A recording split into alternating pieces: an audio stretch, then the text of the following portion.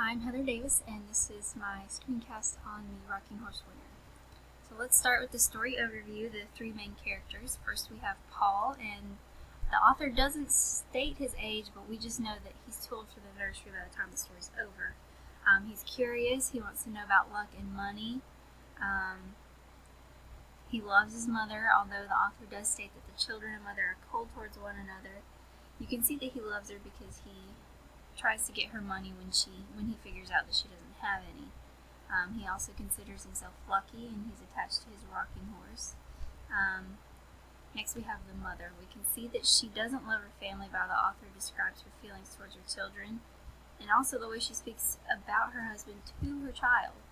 She feels that she's unlucky, he's unlucky, and because he's unlucky, he can't support her expensive tastes. But we see that even though she does get a little money, that she's really irresponsible with it. Next we have Uncle Oscar. He seems to be the wealthier family member because he takes care of the Wilmots. They're having to borrow money and cars and things like that.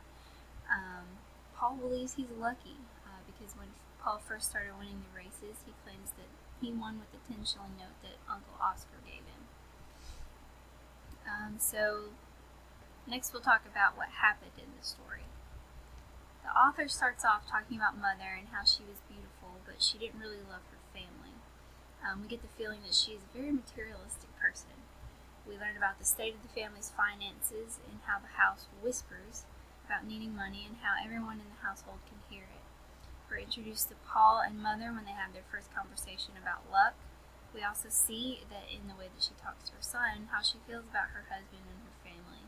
She resents her husband for being what she calls unlucky and unable to provide her with the lifestyle that she feels she deserves. Next, we learn about Paul and his horse. He loves his horse and has quite an imagination.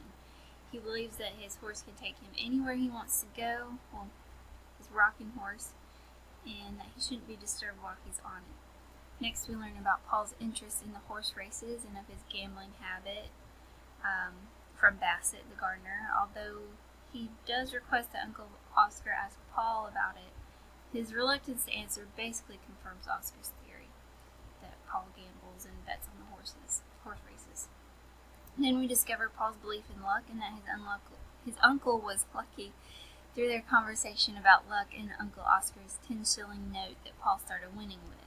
We also find out why Paul gambles. He hears the whispers in the house, and he sees his mother is wanting for money, although he may not understand her greed to the fullest extent, and he's been saving his winnings for her and the house. So, towards the end of the story, we see that Paul gives his mother a birthday gift of £1,000 a year for 5 years, and when she gets that, we see that she is very greedy and irresponsible. She wants it all at once, and Paul decides to give it to her to make her happy. He wants to stop the whispers and anxiety in the house, but ends up making it worse, although it's not his fault. The whispers get worse than they were because the money was spent on more unnecessary things, and I believe putting the family further in debt because I don't think she paid her bills that she claimed that she wanted the money for. She just bought more stuff, even though she did put Paul, with a tutor. And I think this is what put Paul on his downward spiral. He sees his mother needs more money because he becomes obsessed with making her happy, which in turn causes him a lot of stress and anxiety because he can't predict which horse will win and win his mother more money. This ultimately reveals his secret that he believes his rocking horse tells him the winners, and since it hadn't been telling him anything, he was driven mad from losing and letting his mother down that his health deteriorated and ultimately led to his demise. So, the presence of materialism, I'm going to show you 3 quotes. The mother had a small income and the father had a small income, but not nearly enough for the social position which they had to keep up.